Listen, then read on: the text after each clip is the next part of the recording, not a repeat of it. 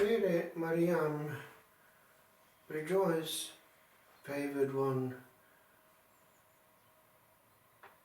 The Hebrew would be, peace to you, woman of grace.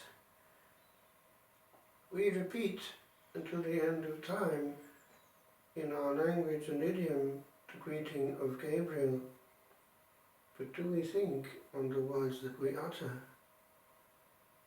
Ave Maria.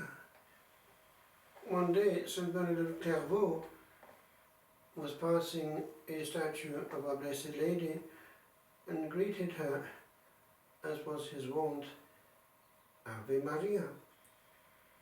And what was his surprise when from the statue came Ave Bernarde. Our Lady was pleased. Would she be as pleased with our Formula One rosaries, all on perfect automatic pilot?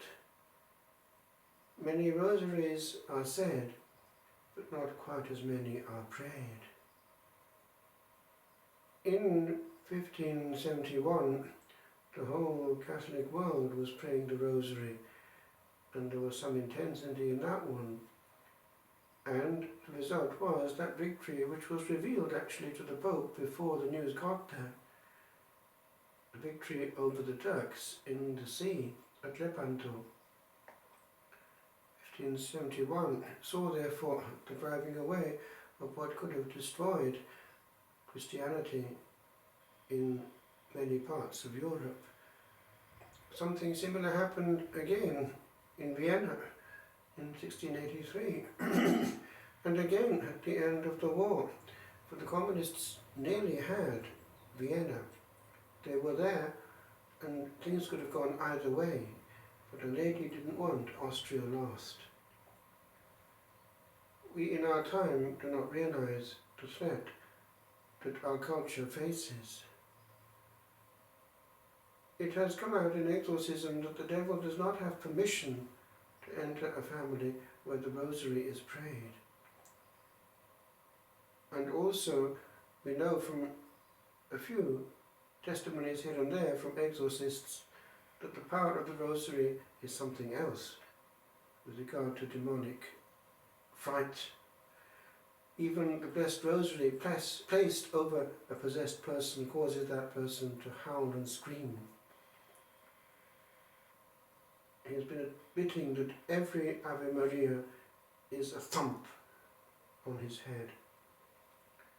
He hates it, and so he tries his best to make sure that either it's not used or that it's used badly, distractedly, hurriedly, one part overlapping the other, so that the sacred name of Jesus is not heard.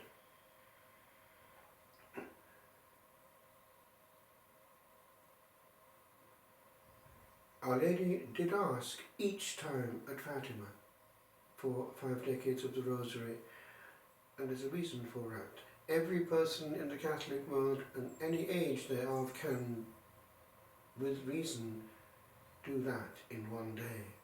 If not, the day is out of order and proportion. And it can be done as John Paul II insisted in his powerful teaching on the Rosary, with intensity and energy, electrified and made to live. Meditations between the Rosary, scriptural passages, intentions given. Even children can plug in very well and offer their own intentions and take a decade.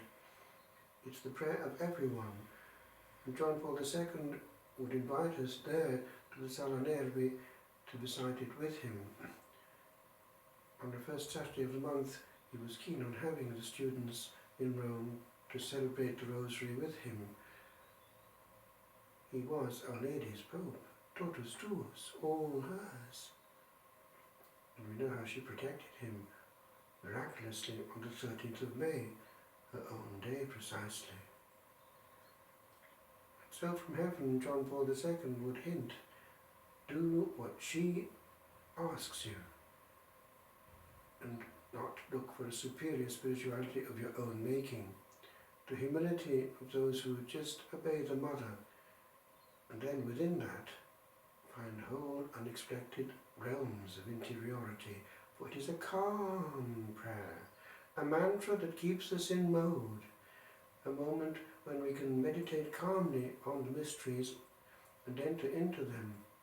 And at each Hail Mary, drive mentally the intention towards such and such a person who needs our prayer, and thus fulfill our obligations of prayer.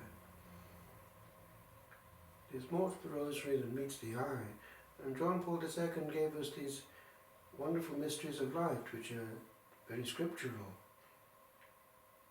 We have a greater variation, as we have now in liturgy, a greater variation in the readings, richness to be explored, newness unfathomed and ever new. And the Rosary can be partly sung. The Gloria can be sung, Ave Maria can be sung at the end of each decade. There can be chants interspersed. It can be brought to life. I saw that in the Charismatic Renewal in France. Even the gifts of the Spirit interspersed. It was all happening. The Rosary fully switched on, far removed from the Formula One Rosary, the quickie, the essence of which is getting to the end.